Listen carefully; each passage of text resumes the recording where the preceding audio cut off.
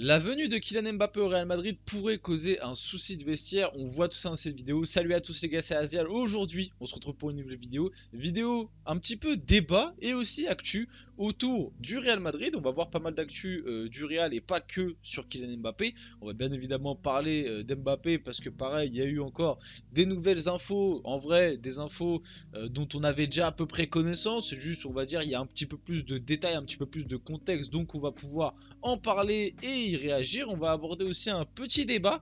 Souci de vestiaire. Est-ce que la venue de Kylian Mbappé au Real Madrid pourrait causer, on va dire, entre guillemets, des penalty gate, ce genre de choses, des petits soucis de vestiaire, quand on sait que du côté du Real, à l'heure actuelle, tout se passe plutôt bien dans le vestiaire et tout, on voit une bonne alchimie.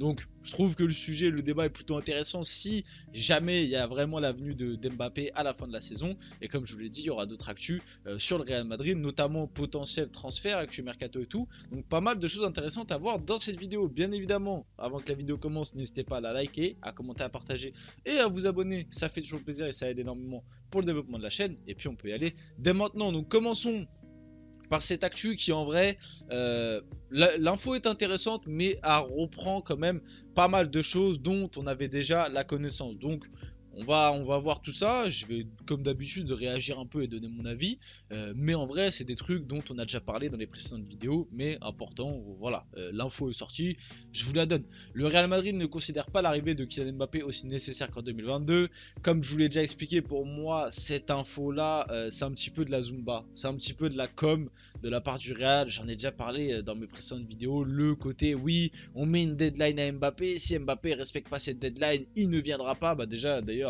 à l'heure actuelle la deadline est passée, hein. De base c'était 2 semaines, c'était du 1er janvier au 15 janvier, on est le 24, Mbappé n'a toujours pas signé du côté du Real Madrid, en tout cas officiellement, donc factuellement la deadline est passée, donc techniquement le Real Madrid aurait dû lâcher déjà Mbappé à l'heure actuelle, mais voilà, je vous ai expliqué que c'était de la com, c'était pour se protéger, je vous avais déjà dit comme ça le Real Madrid, si jamais ça se fait pas, pourra dire oui mais regardez, nous on avait donné une deadline à Mbappé, il a décidé de pas la respecter, donc il ne signe pas du côté du Real Madrid et c'est nous on a décidé de pas le faire signer. Vous voyez un petit peu ce que je veux dire, en termes de communication c'est uniquement pour se protéger. Et j'en avais déjà parlé, j'avais déjà abordé le sujet. Donc rien de bien choquant là-dessus. Mais pour moi, c'est faux. Pour moi, le Real Madrid considère l'arrivée d'Mbappé nécessaire parce que bah t'as pas de numéro 9. Tout simplement, et le mercato estival a été fait pour, on va dire, laisser la place à Mbappé. Les chiffres que le club merengue a l'intention de mettre sur la table seront donc inférieurs qu'il y a 2 ans. Ça, j'ai plus le souvenir de combien le Real Madrid avait proposé il y a 2 ans. Je me rappelle qu'il y avait cette fameuse prime à la signature qui était sortie. Comme quoi le Real avait offert 150 millions, si je me trompe pas, en prime à la signature à Mbappé. Mais le salaire, j'ai plus les chiffres. En tout cas, bon, pour l'instant, on n'a pas les chiffres, on n'a pas de chiffres sur le salaire que pourrait toucher Mbappé du côté du Real. Donc, bon, j'ai pas vraiment d'avis là-dessus. Le Real Madrid envoie ainsi un message très clair au camp Mbappé. Sa signature n'est pas urgente et si le joueur veut venir, il devra le prouver. Ça, pareil, bon, un peu de la Zumba. Sa signature n'est pas urgente. Oui, mais bon, si tu peux récupérer Mbappé libre cet été, c'est quand même quelque chose d'important et ça reste quand même le gros dossier du mercato du Real Madrid. On va pas se mentir et il devra le prouver. Oui, bon, hein, voilà. Le club de Florentino Pérez ne voit pas l'intérêt de faire des folies alors qu'il dispose déjà de grands cracks, Vinicius, Bellingham et Rodrigo. Bon, ça rejoint un petit peu les choses dites juste avant. Aussi, Madrid voit également sur le marché d'autres joueurs qui pourraient parfaitement s'intégrer au sein de l'équipe, à commencer par Erling Haaland. Moi, je trouve cette phrase elle est plutôt intéressante et marrante, parce que même au sein du Real Madrid, en fait, on se rend compte que bah, t'as peut-être d'autres joueurs sur le marché qui conviendraient peut-être un peu mieux à l'équipe. Mais malgré tout ça, bah, on continue de s'entêter avec Kylian Mbappé, alors que c'est peut-être pas le meilleur choix purement sportif. Et moi, on en avait déjà parlé pareil dans une vidéo. Pour moi, Mbappé, bien évidemment, à l'heure actuelle, tu mets Mbappé dans n'importe quelle équipe, c'est une plus-value exceptionnelle parce que le joueur est trop fort. Sur ça, je dirais jamais le contraire. Mais quand tu vois un petit peu la construction de l'effectif de Madrid, à l'heure actuelle, tu peux avoir mieux en termes de complémentarité qu'un Mbappé sur le marché. Bah, par exemple, le nom c'était juste ici. Erling Haaland, pour moi, conviendrait un petit peu plus à la complémentarité de l'équipe et au collectif de Madrid qu'un Mbappé par exemple. Mais on le sait, Florentino Pérez, bon bah voilà, il aime énormément Mbappé et ça joue. Et aussi bah, Mbappé, il y a un aspect qui est très important et qu'il ne faut pas oublier, c'est que demain, Mbappé il signe à Madrid par rapport à Erling Haaland, ça n'aura pas le même retentissement du tout.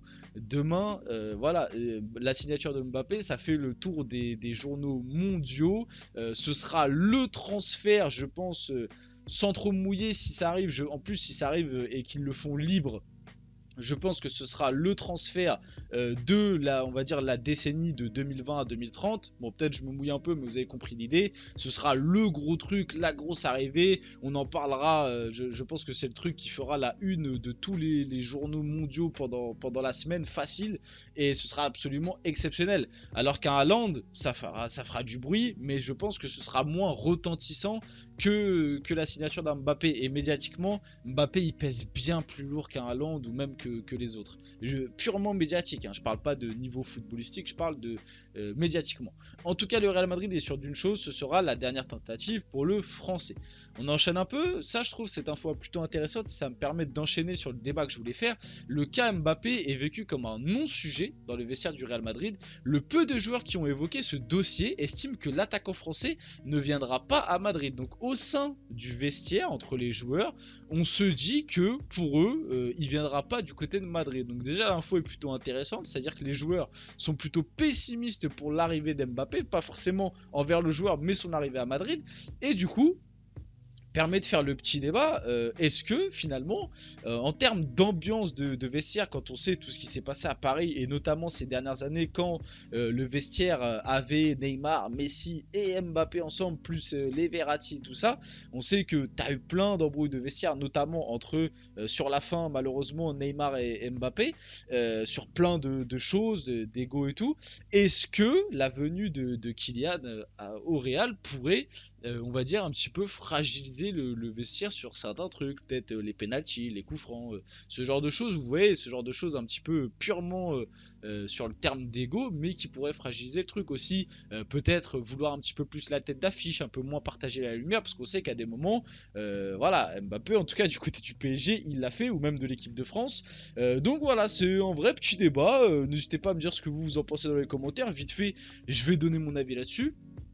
Pour moi, je pense déjà que ça me fait mal de le dire en tant que supporter parisien, mais je pense que quand Kylian arrivera à Madrid, il se calmera un petit peu là-dessus, en tout cas sur le début. Je pense qu'il bombera pas trop le torse. Je pense que sur ses débuts à Madrid, il va vouloir entre guillemets être, vous voyez, le gendre idéal et on va dire, voilà, se calmer, etc. Même si je pense que tout sera négocié en amont pour potentiellement tirer les pénaltys, être la tête d'affiche du Real pour aller chercher un ballon d'or et tout. Ça, je doute pas que vous inquiétez pas, ce sera négocié en amont. Si Mbappé il viendra pas au Real s'il n'a pas la garantie d'être la tête d'affiche de l'équipe. En tout cas, ça c'est mon avis. On sait pas, mais c'est mon avis. Je pense qu'il se calmera médiatiquement et tout, il sera un petit peu plus, on va dire, voilà, tranquille, en tout cas sur les débuts. Mais sur la durée, faut pas se mentir, du côté du Real, t'as quand même beaucoup d'ego et beaucoup d'ego offensif. Un mec comme Vinicius, bah on le voit là très récemment, il y a eu beaucoup de critiques autour de lui, bon, qui n'étaient pas toujours fondées, mais c'est un mec qui a de l'ego. Un Bellingham, c'est un mec qui a de l'ego. Mbappé, c'est un mec qui a de l'ego. Les trois ensemble dans un vestiaire, ça peut très bien fonctionner, mais aussi à des moments, quand t'as trop de mecs qui ont de l'ego comme ça, et surtout quand t'as trois mecs qui ont comme objectif individuel d'aller chercher un ballon d'or, peut-être qu'à des moments, ça peut un petit peu, vous voyez ce que je veux dire, ça peut un petit peu, bah je vais pas te faire la passe, je vais pas vouloir te donner le ballon, là je fais des spéculations. Donc grosso modo ce que je pense de ça, je pense qu'en vrai ça peut bien se passer, mais qu'il y aura forcément à des moments des petites frictions, mais ça ne veut pas dire que ça peut pas bien se dérouler sur la durée. Mais en tout cas, j'aimerais bien avoir votre avis un peu sur tout ça dans les commentaires. Bon, vite fait pour finir un peu la vidéo des actus autour du Real, Davide Ancelotti, du coup l'adjoint de Carlo et son fils, a reçu une offre importante pour devenir l'entraîneur d'un club saoudien. Il n'a pas encore répondu, mais il est très peu probable qu'il parte du Real Madrid. Donc voilà, possiblement il aurait pu devenir coach d'un club de la Saudi League, mais il préfère rester adjoint du côté du Real Madrid. Donc belle preuve d'amour envers son père déjà, je pense, et envers le club aussi. Les euros, je voulais en parler parce qu'on parle souvent de beaucoup associés du côté du PSG, mais le Real Madrid le surveille aussi. J'aimerais avoir un peu votre avis. Est-ce que vous pensez que Lenny Yoro du côté de Madrid, bonne recrue. Bon, en vrai, je pense que la plupart, oui. Mais c'est une possibilité de voir débarquer Lenny Yoro du côté du Real. Je pense que ça se fera pas cet hiver si jamais il doit venir à Madrid. Je pense que ça se fera plus cet été. Donc, on verra. Moi, personnellement, comme je suis supporter parisien, j'aimerais le voir débarquer à Paris plus qu'au Real. Mais on verra comment va évoluer la situation. Et pour finir la vidéo, Jared Braithwaite est dans le viseur du Real Madrid. Assez surprenant. Avec la cascade de blessures en défense, le club merengue désire attirer le joueur de 21 ans des Toffees. Le club madrilène serait prêt à lâcher 25 millions pour s'offrir les services du défenseur central. Affaire à suivre. Donc voilà, n'hésitez pas à me dire ce que vous pensez. Moi personnellement, je connais pas assez bien le joueur, mais on pourrait avoir une petite recrue hivernale du côté de Madrid pour 25 millions en défense centrale avec toutes les blessures qu'il y a eu. Voilà, on finit la vidéo là-dessus. J'espère que la vidéo vous a plu. Si c'est le cas, n'hésitez pas à la liker, à commenter, à partager et à vous abonner les gars. C'était Azial et on se retrouve très rapidement pour une prochaine vidéo.